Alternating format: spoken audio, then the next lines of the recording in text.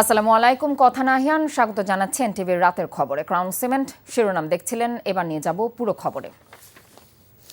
দল হিসেবে আওয়ামী লীগকে বিচার প্রক্রিয়ার মাধ্যমে নিষিদ্ধ তাদের সকল কার্যক্রমের ওপর নিষেধাজ্ঞা আরোপে অন্তর্বর্তীকালীন সরকারের প্রতি আহ্বান জানিয়েছে জাতীয় নাগরিক পার্টি এনসিপি। জুলাই অভ্যুত্থানে আহতদের ওয়ারিয়র্স অফ জুলাই এবং জুলাই মঞ্চ নামে আলাদা তিনটি সংগঠন।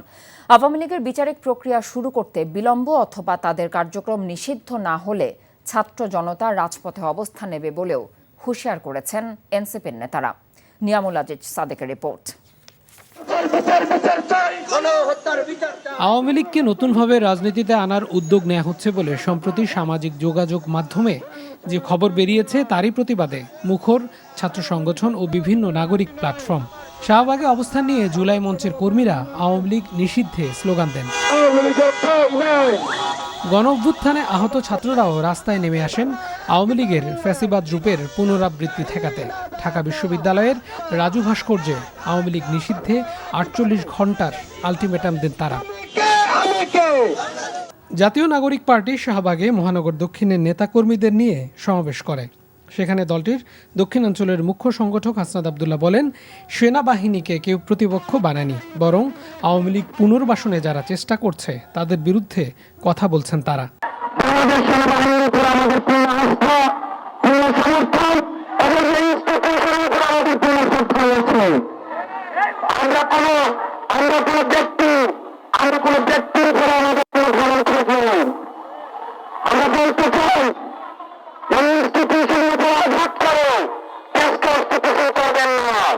দলটির সদস্য সচিব আখতার হোসেন বলেন, এক বিন্দু রক্ত থাকতে আওয়ামী লীগের বিকল্প কোনো রাজনীতি হতে দেবে না এনসিপি। বাংলাদেশের মানুষ শুধু তাদের কথার মধ্য দিয়ে নয়, তাদের জীবন দিয়ে আওয়ামী লীগের বিষয়ে তাদের সিদ্ধান্ত জানিয়ে দিয়েছে। আমাদের ভাইরা জীবন দিয়েছিল ওই খুনি হাসিনার হাত থেকে বাংলাদেশকে রক্ষা করতে। সন্ধ্যায় রাজধানীর বকশীবাজারে জাতীয় নাগরিক পার্টির লালবাগ জোনের ইফতারে যোগ দেন নাহিদ ইসলাম। বলেন, আওয়ামী লীগের ফ্যাসিবাদের যাত্রা শুরু হয়েছিল 1/11 বন্দোবস্ত থেকে। দেশে নতুন করে আর কখনো 1/11 হতে দেয়া হবে না। যে আওয়ামী লীগের পুনর্বাসন নিয়ে নানা ধরনের ষড়যন্ত্র এবং পরিকল্পনার কথা আমরা বিভিন্ন জায়গায় শুনতে পাচ্ছি। আমরা খুব স্পষ্টভাবেই বলেছি এবং আজকের এই অনুষ্ঠান থেকে আবারও বলে দিতে চাই, আওয়ামী লীগের পুনর্বাসন কোনো ধরনের পরিকল্পনা করলে তাকে কঠোর হস্তে দমন করা হবে। আমরা এই প্রতিষ্ঠানগুলোর বিরুদ্ধে নয়, প্রতিষ্ঠানগুলোকে আমাদের পুনর্গঠন করতে হবে, দাঁড়া করাতে হবে, কিন্তু যারা এই জড়িত সেই জড়িতদের অবশ্যই শাস্তির আওতায় আনতে হবে। ফলে আমাদের এই প্রতিষ্ঠানগুলোর পক্ষে থাকতে হবে এবং জড়িত ব্যক্তিদের শাস্তির আওতায় আনতে হবে। এবং এই প্রতিষ্ঠানগুলোর ভিতরে যদি আওয়ামী দোষরা থাকে, যারা আওয়ামী লীগকে পুনর্বাসনের চেষ্টা করতে হয়, তাদেরকে কঠোর বিচারের আওতায় আনতে হবে। ফ্যাসিবাদের পুনর্বাসন শক্ত হাতে দমন করা হবে বলেও হুঁশিয়ারি দেন তিনি। Niamul Aziz Sadek, NTV news, Dhaka. বিএনপির ভারপ্রাপ্ত চেয়ারম্যান তারেক রহমান বলেছেন, যে ঐক্য নিয়ে স্বৈরাচারকে বিদায় করা হয়েছে, যে কোনো উপায়ে সেই ঐক্য ধরে রাখতে হবে। এমন কিছু করা যাবে না যাতে পলাতক স্বৈরাচার ঘাড়ে চেপে বসার সুযোগ পায়।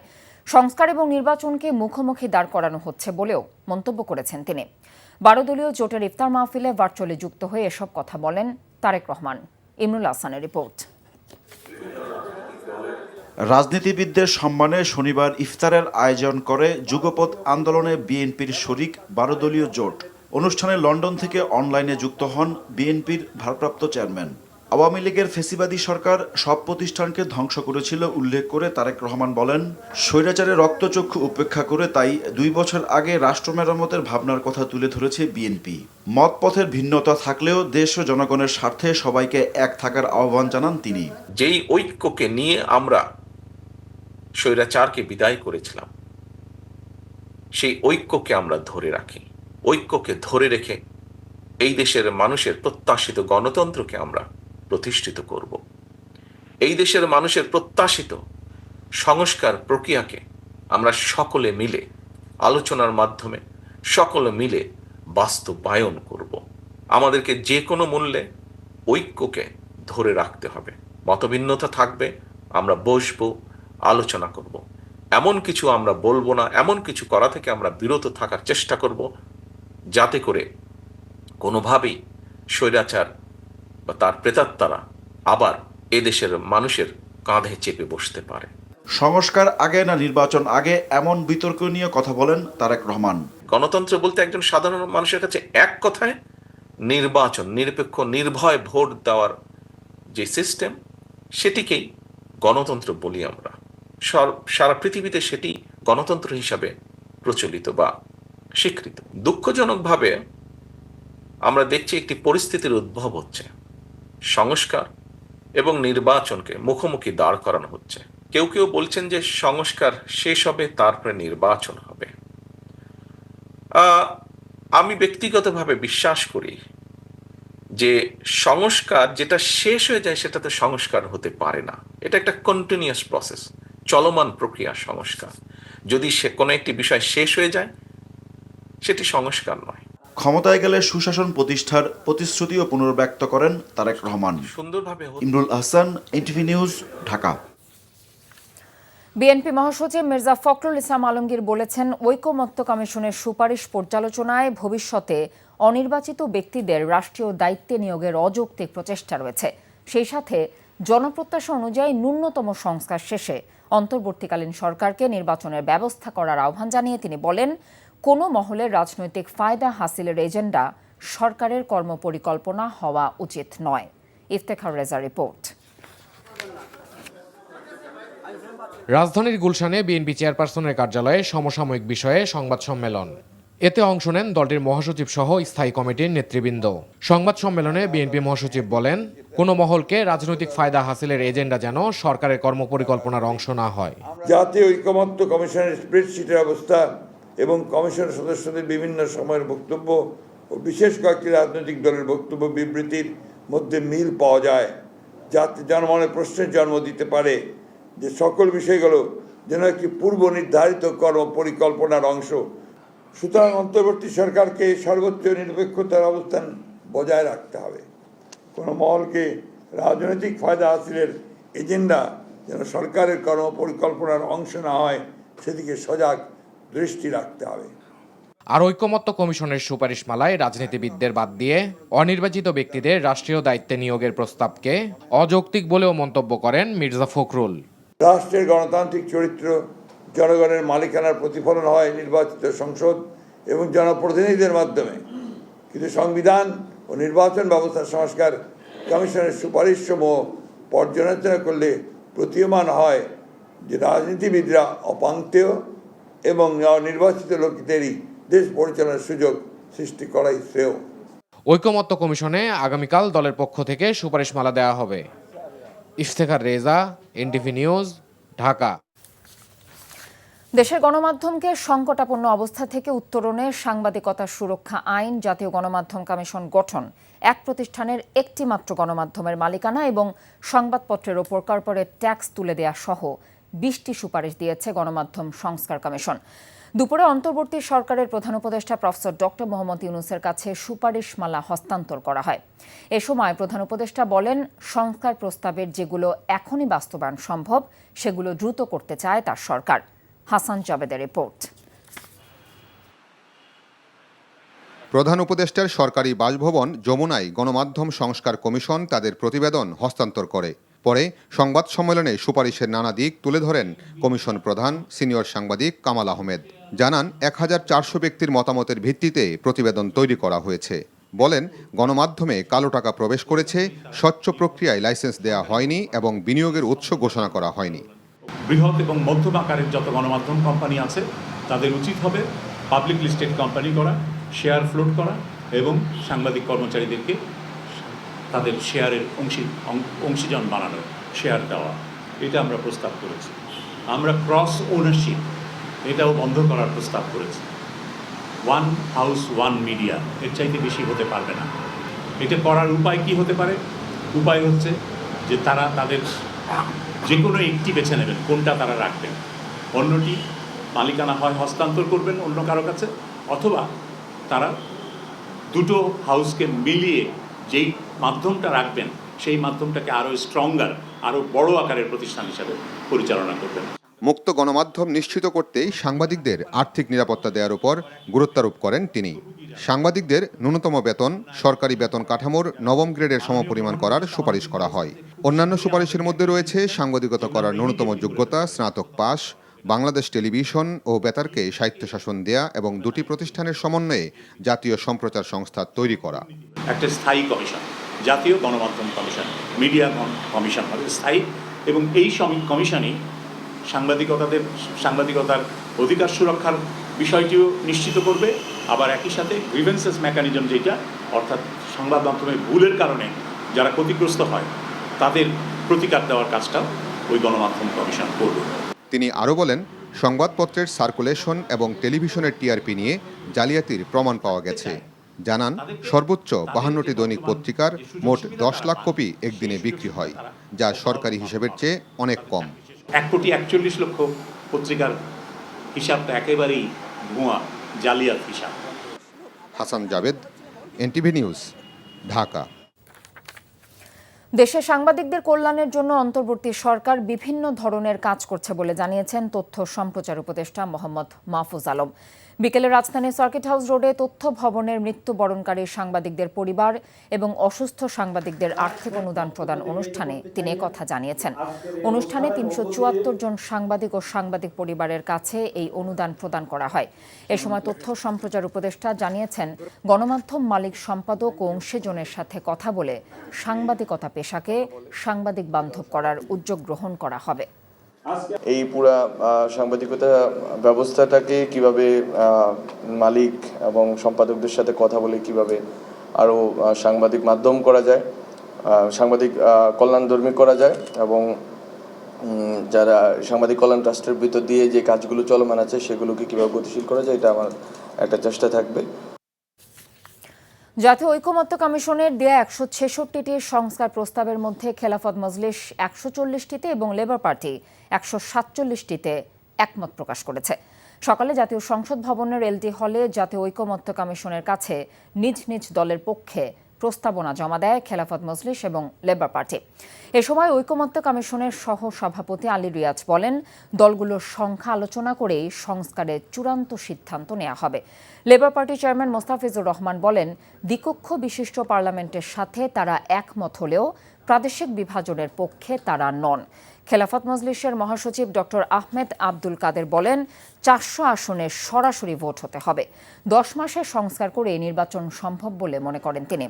আওয়ামী লীগকে বিচারের আগে কোনো নির্বাচনে অংশগ্রহণের সুযোগ দেয়া যাবে না বলেও মত দিয়েছেন তিনি। ইউনিয়ন পরিষদের মেম্বারদের ভোটে চেয়ারম্যানের যে নির্বাচিত হওয়াটা, এটা আমাদের খুবই খারাপ অভিজ্ঞতা। আমরা এই 4টা প্রদেশকে আমরা সন্দেহের চোখে আমাদেরকে দেখি, কারণ আমাদের দেশ খুবই ছোট দেশ। আমরা বলছি 4 ওপেন ইলেকশন হবে। হ্যাঁ, 4 শাসন হবে। প্রেসিডেন্ট ক্ষমা কোনো করতে ব্যক্তির ব্যাপারে জড়িত বিষয়ে প্রেসিডেন্ট ক্ষমার অধিকারী থাকা উচিত না। ইসলাম ফেসিবাদ এবং তার দোসর যারা, আগামী নির্বাচনে তারা আসার সুযোগ নাই। আগামী নির্বাচন জাতীয় সংসদ নির্বাচন না হয়ে গণপরিষদ নির্বাচন হওয়া উচিত বলে মনে করে জাতীয় নাগরিক পার্টি এনসিপি।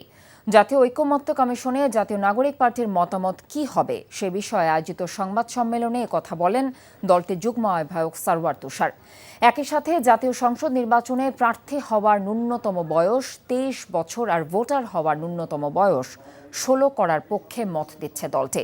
কাল দুপুরে জাতীয় ঐকমত্য কমিশনের সংস্কার প্রস্তাবের ওপর নিজেদের মতামত জমা দেওয়া হবে বলেও জানিয়েছেন তিনি। 1972 সালে প্রণীত সংবিধান নয়, দেশের জন্য নতুন সংবিধান প্রয়োজন বলে উল্লেখ করেন সারওয়ার তুষার। কমিশনের কাছে জানতে চাইব যে কি ভিত্তিতে আপনারা আলোচনা ছাড়া ওই 111টা বাছাই করলেন, এটা আমাদের তাদের কাছে প্রশ্ন থাকবে, কারণ ওখানে অনেকগুলো জিনিস আছে যেগুলো আমাদের কাছে মনে হয়েছে যে গ্রেটার আলোচনা দরকার আছে। তো এই দুটো পদ্ধতির মধ্যেই আমাদের মূলত আছে যে আপনারা দেখেছেন যে আমরাও কিন্তু শুরু থেকেই বলে এসেছি যে আমরা একটা নতুন গণতান্ত্রিক সংবিধান চাই, বা অর্থাৎ সংবিধান পুনর্লিখন চাই, এবং সেটা করার জন্য আমরা সবচেয়ে ভালো পদ্ধতি মনে করি যে গণপরিষদ নির্বাচন। কিন্তু আবার আমরা বলেছি যে গণপরিষদ নির্বাচন যদি নাও হয় তাহলে সেক্ষেত্রে গণপরিষদ ও আইনসভা হিসেবে নির্বাচিত সংসদ, যেটাকে ইংরেজিতে অনেকে বলে থাকেন ম্যান্ডেটেড কনস্টিটিউয়েন্ট লেজিসলেচার, মানে এমন একটা আইনসভা যার গণপরিষদের ভূমিকাও থাকবে। তো সেই প্রস্তাবটা আমাদের বিবেচনার মধ্যে আছে। এই দুটো নিয়ে আমরা কথা বলবো আগামীকাল। সেজন্য ফায়ার সার্ভিস লাইন কেটে স্বল্প পরিসরে পানি ছিটিয়ে আগুন নেভানোর চেষ্টা করছে। আগুন লাগার কারণ নির্ণয় করা যায়নি। আগুন পুরোপুরি নিভানোর পরই কারণ উদ্ঘাটনে তদন্ত কমিটি করা হবে জানিয়েছে বিভাগীয় বন কর্মকর্তা। নিরাপদ ঈদযাত্রা এবার চোখ রাঙাচ্ছে আইন শৃঙ্খলা পরিস্থিতি। গত ৩ মাসে মহাসড়কে বেড়েছে ছিনতাই আর ডাকাতির ঘটনা, ফলে উদ্বেগ রয়েছে যাত্রীদের মধ্যে। তবে পুলিশ বলছে ঈদযাত্রা হবে নিরাপদ এবং সুশৃঙ্খল। তালিকা করা হয়েছে ডাকাত দলের ১৪০০ সদস্যের। পরিবহন সংশ্লিষ্টরা বলছেন লম্বা ছুটিতে ভোগান্তি ছাড়াই বাড়ি ফিরবেন অধিকাংশ নগরবাসী। পরিবর্তিত পরিস্থিতিতে এবারের ঈদযাত্রার ব্যবস্থাপনা নিয়ে রিপোর্ট করছেন নাজিবুর রহমান। ১ দশক ধরে উত্তরাঞ্চলের জেলাগুলোতে দূরপাল্লার বাস নিয়ে গন্তব্যে ছোটেন তাইফুর। তবে এবারের ঈদযাত্রায় তার নিরাপত্তা নিয়ে ভীতি আছে সংশয়ও। সিরাজগঞ্জ থেকে বনপাড়া পর্যন্ত ঝুঁকিপূর্ণ রাস্তা, আর বনপাড়া থেকে নাটোর পর্যন্ত এই ফাঁকটা ঝুঁকিপূর্ণ রাস্তা, ডাকাতির আতঙ্ক। উত্তরাঞ্চল ছাড়াও সারা দেশে মহাসড়কের ডাকাতির ঘটনা উদ্বেগ বাড়িয়েছে। পুলিশ সদর দপ্তরের তথ্য অনুযায়ী গত 2 মাসে দেশে ডাকাতির ঘটনায় মামলা হয়েছে ১৪৫টি। অনেক অপরাধী এখনো ধরাছোঁয়ার বাইরে। সড়কে ডাকাতি, নগর জুড়ে ছিনতাই, রাস্তায় নামলেই ছিনতাইকারীরা উৎপেতে বসে আছে। এমন পরিস্থিতিতে আইন শৃঙ্খলা বাহিনীকে সক্রিয় করা, পাশাপাশি আমাদের যে রাজনৈতিক দলগুলো, সামাজিক শক্তিগুলো সবাই ঐক্যবদ্ধভাবে নিরাপত্তার ব্যবস্থা করা, এটা যদি সম্ভব হয় আমরা মনে করি আমরা সম্মিলিতভাবে একটা স্বস্তিদায়ক যাত্রা পেতে পারি। 1018টির মতো টহল এবং চেকপোস্ট আমরা দিয়ে যাত্রীদের যাত্রা যাতে নিরাপদ হয় সে লক্ষ্যে আমরা কাজ করছি। আমি আশা করছি এবারে যে যাত্রা নিরাপদ হবে এবং যানজট মুক্ত হবে। নিরাপত্তা ছাড়াও ঈদযাত্রায় ভোগান্তি হতে পারে যানজট কিংবা ট্রেনের শিডিউল বিপর্যয়। তবে লম্বা সরকারি বেসরকারি ছুটিতে এবার স্বস্তি বাড়বে বলে আশা সংশ্লিষ্টদের। আর বাড়তি ভাড়া আদায় নিয়ন্ত্রণের প্রতিশ্রুতি দিচ্ছেন সড়ক পরিবহন মালিকরা। অভিযোগের প্রেক্ষিতে তাৎক্ষণিক ব্যবস্থা নেওয়া হবে এবং সেই মালিক হোক, শ্রমিক হোক বা সংশ্লিষ্ট যেই হোক, কোনো প্রকার ঈদ বকশিস বা কোনো প্রকার যে কোনো নামেই হোক যাত্রী হেনস্থা করা যাবে না। বরাবরই ফিটনেসবিহীন বাস চলাচল আটকাতে পারেনি প্রশাসন। এবারও যার ব্যতিক্রম হবে না বলে আশঙ্কা করছেন বিশেষজ্ঞরা। তারা বলছেন এতে সড়কে প্রাণহানির ঝুঁকি থাকছে। আপনি লক্কর বাস দিয়ে অ্যাক্সিডেন্টের রেট বাড়াবেন, এটা তো হতে দেওয়া যাবে না। সুতরাং পুলিশকে, বিআরটিএকে এবং ডিটিসিএকে এদেরকে এখন থেকেই ব্যবস্থা গ্রহণ করতে হবে সংশ্লিষ্টদের সাথে, যাতে করে লক্কর বাস মানুষের জন্য দেওয়া না হয়, যাতে করে ওভারটেকের একটা প্রবণতা না বাড়ে। মহাসড়কের নিরাপত্তায় পুলিশ টহল জোরদার করা সহ 3 চাকার যানবাহন চলতে দেয়া হবে না বলে জানান সংশ্লিষ্টরা। তুলনামূলক নদীপথের যাত্রা সহজ হবে বলে আশা করছেন অনেকে। Najibur Rahman, NTV news, Dhaka. কক্সবাজারের টেকনাফে সাপুরের দ্বীপের অদূরে বঙ্গোপসাগরে একটি ইঞ্জিন নৌকা ডুবে শিশুসহ 4 জন রোহিঙ্গার মৃত্যু হয়েছে। এছাড়া নারী ও শিশুসহ আরও 25 রোহিঙ্গাকে জীবিত উদ্ধার করা হয়েছে। নৌকাটি উদ্ধার করতে গিয়ে সাগরে এক বিজিবির সদস্য নিখোঁজ রয়েছেন বলেও জানা গেছে। টেকনাফ বিজিবি ব্যাটালিয়নের অধিনায়ক লেফটেন্যান্ট কর্নেল আশিকুর রহমান বলেছেন, শনিবার ভোররাতে টেকনাফের সাপুরের দ্বীপ পশ্চিম পাড়া নৌঘাট দিয়ে রোহিঙ্গা বোঝায় একটি নৌকা অবৈধভাবে সাগর পথে বাংলাদেশে অনুপ্রবেশের চেষ্টাকালে নৌকার তলা ফেটে গিয়ে এই দুর্ঘটনা ঘটে।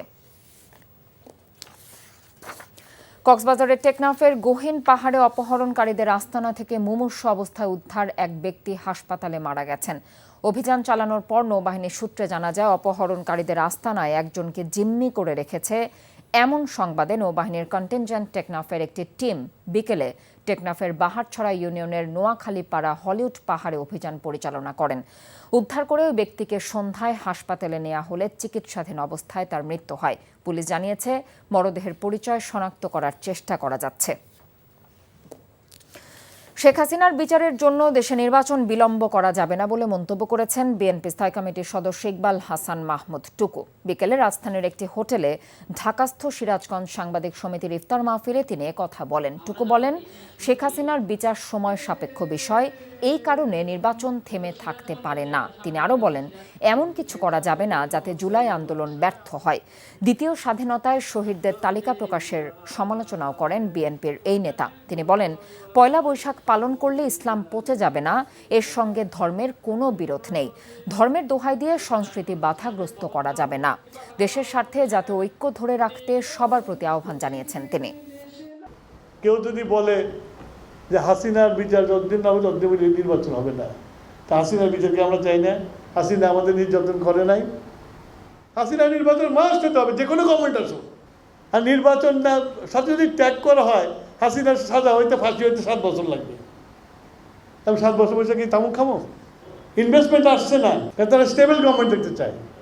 আমাদের যে বিজয়, সেই বিজয়টা যেন অহদের যুদ্ধের মতো না হয়। সেনাবাহিনীর প্রতি শ্রদ্ধাবোধ ছিল, আছে এবং ভবিষ্যতেও থাকবে বলে আশা প্রকাশ করেছেন জাতীয় নাগরিক পার্টি এনসিপির উত্তরাঞ্চলের মুখ্য সংগঠক সার্জিস আলম। শনিবার জাতীয় প্রেস ক্লাবে Rangpur divisional reporters forum RDRF ঢাকার ইফতার এবং দোয়া মাহফিলে এক প্রশ্নের উত্তরে তিনি একথা বলেন। RDRF-এর ইফতার ও দোয়া মাহফিলে সমিতির সদস্য রাজনৈতিক নেতারা অংশগ্রহণ করেন। সেনাপ্রধানের বিরুদ্ধে তাদের কোনো অবস্থান নেই উল্লেখ করে সার্জিস বলেন, অভ্যুত্থানের পক্ষে শক্তির মুখোমুখি অবস্থানে দাঁড়াবেন না তারা। আয়োজনে যোগ দিয়ে বিএনপির জ্যেষ্ঠ যুগ্ম মহাসচিব রুহুল কবির রিজভী বলেন, গণমাধ্যমে যাতে মালিকপক্ষ হস্তক্ষেপ করতে না পারে সেই বিষয়ে আইন হওয়া প্রয়োজন।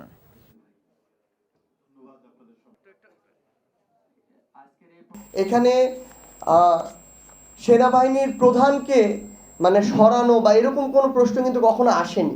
কিছু গুজব ছড়ানো হচ্ছে যে সেনাবাহিনীর প্রধানকে অপসারণ না, আমরা আমাদের জায়গা থেকে কখনো এটি বলিনি এবং আমরা মনে করি এই অবস্থাও তৈরি হয়নি এবং আমরা এই অবস্থা যেন তৈরি না হয় নির্বাচনের পূর্ব পর্যন্ত, সেটি আমরা প্রত্যাশা করি। মিডিয়া পরিচালনার ক্ষেত্রে মালিকের কোনো হস্তক্ষেপ থাকবে না, এই ধরনের একটি আইন হলে পরে আমরা যে গণতন্ত্রের জন্য এত রক্ত ঝরেছে, এত রক্তপাত, তাহলে সেই ঝরানো রক্তটা সে মর্যাদা লাভ করবে। আশুলিয়া থানা যুবদলের উদ্যোগে আয়োজিত দোয়া ইফতার মাহফিলে হামলা এবং ব্যাপক ভাঙচুরের ঘটনা ঘটেছে। এ সময় 2500 অতিথির জন্য রান্না করা খাবার ফেলে নষ্ট করে দেয়া হয় বলে অভিযোগ আয়োজকদের। পুলিশ ও স্থানীয়রা জানিয়েছেন, পাবনা টেক রূপায়ণ মাঠে দোয়া ইফতার মাহফিলের আয়োজন করেন থানা যুবদল নেতা জহিরুল ইসলাম। তিনি জানিয়েছেন, আশুলিয়া থানা বিএনপির সহসভাপতি পিয়ার আলী এবং তার সহযোগী মোহাম্মদ ইদ্রিসের নেতৃত্বে অতর্কিতে হামলা চালানো হয়। তার অভিযোগ, দাওয়াত না পেয়েই ক্ষুব্ধ হয়ে এই হামলা চালানো হয়েছে। খবর পেয়ে আশুলিয়া থানা পুলিশ ঘটনাস্থলে গিয়ে পরিস্থিতি নিয়ন্ত্রণে আনে। ট্রাফিক ব্যবস্থাপনায় নিয়োজিত সদস্যদের অংশগ্রহণে ট্রাফিক ব্যবস্থাপনা এবং সামাজিক সচেতনতা বিষয়ক বিশেষ প্রশিক্ষণ কোর্স এবং ইফতার মাহফিল অনুষ্ঠিত হয়েছে। শনিবার বিকেলে যুব উন্নয়ন অধিদপ্তরের আয়োজনে রাজধানীর পুরানা পল্টনে জাতীয় ক্রীড়া পরিষদের অডিটোরিয়ামে এই অনুষ্ঠান হয়। এ সময় ট্রাফিক সহায়তাকারীরা বিভিন্ন প্রস্তাব তুলে ধরে। পৃথিবীতে এমন ঘটনা বিরল উল্লেখ করে জাতির দুর্দিনে ট্রাফিক ব্যবস্থাপনায় সহায়তা করায় তাদের প্রতি কৃতজ্ঞতা জানিয়েছেন যুব ক্রীড়া মন্ত্রণালয়ের সচিব মোহাম্মদ রেজাউল মাকসুদ জাহিদি। ট্রাফিক সহায়তাকারীদের আরও দক্ষ করার জন্য বড় আকারের প্রকল্প নেবার কথাও জানিয়েছেন তিনি।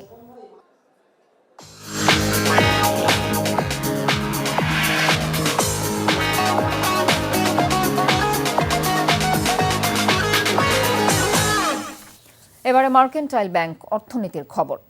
জাতীয় রাজস্ব board NBR chairman Abdur Rahman Khan বলেছেন, বিগত সরকারের সময়ে বাজেটগুলো উচ্চাভিলাষী ছিল, যার ফলে ঋণের পরিমাণ বেড়ে গেছে। তাই বাস্তবতার উপর ভিত্তি করে বাজেট প্রণয়ন করা উচিত বলে মনে করেন তিনি। বিকেলে রাজধানীর পুরানা পল্টনে ইআরএফ কার্যালয়ে রাজস্ব সংগ্রহ নিয়ে আয়োজিত সেমিনারে এসব কথা বলেছেন তিনি। বলেন, বাজেটের আকার যে পরিমাণ করা হয় সেটি বাস্তবায়ন হয় না, ফলে ঘাটতির পরিমাণ বেড়ে যায়। তাই রাজস্ব সংগ্রহের সক্ষমতা অনুযায়ী বাজেটের আকার করা উচিত। ভবিষ্যতে আর অফলাইনে রিটার্ন নেওয়া হবে না উল্লেখ করে এনবিআর চেয়ারম্যান আরও বলেন, প্রাতিষ্ঠানিক সক্ষমতা বাড়াতে এনবিআর এর কার্যক্রম ডিজিটালাইজড করা শুরু হয়েছে।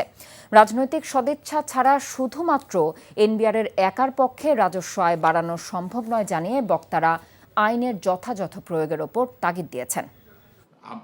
আমরা ডেফিনেটলি এর আগে যে বাজেটগুলো করেছি সেগুলোতে উচ্চাভিলাষী বাজেট ছিল, যে কারণে আমাদের ঋণের বোঝা বেড়ে গেছে। আমরা কিন্তু অনেক ক্ষেত্রে অনেক অ্যাগ্রেসিভও হয়ে গেছি।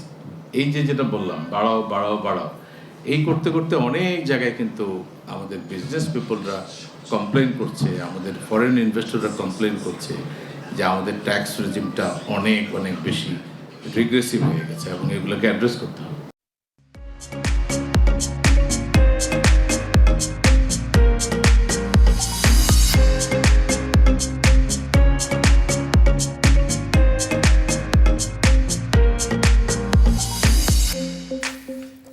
এবারে সারা লাইফস্টাইল ঈদ কেনাকাটার খবর।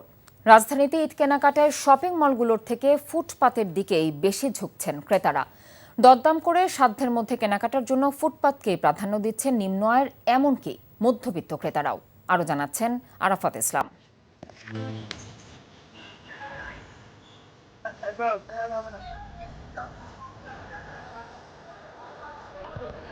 রাজধানীর নিউ মার্কেট থেকে শুরু করে নীলক্ষেত, সায়েন্স ল্যাব, বাটা সিগন্যাল, এলিফ্যান্ট রোড পর্যন্ত ফুটপাতে শত শত দোকান।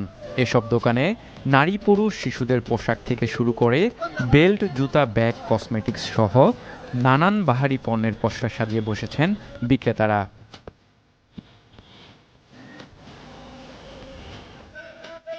পছন্দের পোশাক কিনতে ভ্রাম্যমাণ এসব দোকানগুলোতে ভিড় জমাচ্ছেন ক্রেতারা। তাদের আকর্ষণ করতে হকাররাও হাঁক ছাড়ছেন নানা ছন্দে।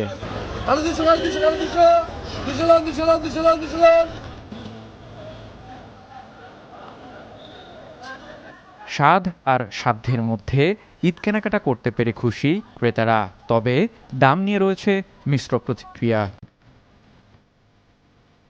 প্রোডাক্ট যে দাম হলো তার থেকে অনেক বেশি চাইতেছে, তারপর আমাদের করার পর অর্ধেক দাম ছেড়ে দিতেছে। সবাই তো কেনাকাটা কম বেশ করে, মধ্যবিত্ত আপনার বড় লোকরাও আছে, আমরা তো মধ্যবিত্ত, আমাদের মনে হয় দামটা কমে গেলে ভালো হতো সবকিছুর। এইবারকার জন্য একটু দাম বেশি, অল্প কিছু বেশি প্রত্যেকবারের হচ্ছে।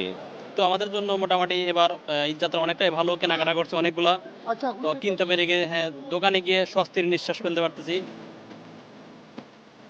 ক্রেতা উপস্থিতি থাকলেও বিগত বছরের তুলনায় বিক্রি তুলনামূলক কম বলে আক্ষেপ বিক্রেতাদের। আমাদের প্রথমে খুব খারাপ গেছিল, এখন ইনশাল্লাহ কালকে বাচ্চা কিনা ভালো হয়েছে, সামনে যদি এভাবে হয় ইনশাল্লাহ আমাদের সেল ভালো হবে। কয়েকদিন তো ছিল না, ইনশাল্লাহ গতকাল শুক্রবার ভালো বেচা কিনা হয়েছে। ঈদের ব্যবসা মোটামুটি আছে ভাই, আগের বছরের তুলনায় এবছর কাস্টমারটা অনেকই কম, বেশি একটা নাই। চিন্তায় ডাকাতি এটা সেটা হইতেছে, এই বয়সে মনে করেন আর কেউ হইতেছে, কিন্তু এই বছর বেচা কিনে আমাদের গতকালকে থেকে হইতেছে। আজকে যে রকম পরিবেশ দেখতেছি, মানে আজকে বেচা কিনে মোটামুটি ভালো হবে। ঈদ ঘনিয়ে আসার সাথে সাথে বিক্রি বাড়বে বলে প্রত্যাশা তাদের। Arafat Islam, NTV news, Dhaka. Mymensingh medical কলেজের সাবেক জাতীয়তাবাদী ছাত্র দলের মিলন মেলা এবং ইফতার মাহফিল অনুষ্ঠিত হয়েছে। রাজধানীর অফিসার্স ক্লাবে মিলন মেলায় অংশ নেন ছাত্র দলের সাবেক নেতারা, যারা বর্তমানে চিকিৎসা পেশায় নিয়োজিত আছেন। অনুষ্ঠানে ক্যাম্পাস রাজনীতির সেই সোনালী অতীত নিয়ে স্মৃতিচারণ করেন বক্তারা। বলেন, স্বৈরাচার সরকারের সময় ক্যাম্পাসে কোনো কার্যক্রম করতে পারেননি তারা। এছাড়া গেল 16 বছরে বিভিন্ন বৈষম্যেরও শিকার হয়েছেন অনেকেই। তাই নতুন করে ক্যাম্পাসে ফিরতে না পারলেও নতুনদেরকে আদর্শ রাজনীতি করার আহ্বান জানিয়েছেন সাবেক ছাত্র নেতারা। আগের মতো ঐক্যবদ্ধভাবে কাজ করে যাবেন বলেও অঙ্গীকার করেন ছাত্র নেতারা। এই ছিল এনটিভি রাতের খবরে। এই খবরের ভিডিও সহ আপডেট জানতে ভিজিট করুন এনটিভি অনলাইন www.ntvbt.com। এছাড়াও এনটিভির জনপ্রিয় সব অনুষ্ঠান এবং খবরের আপডেট জানতে ভিজিট করুন আমাদের ইউটিউব এবং ভেরিফাইড ফেসবুক পেজ। রাত 1টায় মধ্যরাতের খবর দেখার আমন্ত্রণ রইল। এতক্ষণ সাথে থাকার জন্য ধন্যবাদ সবাইকে।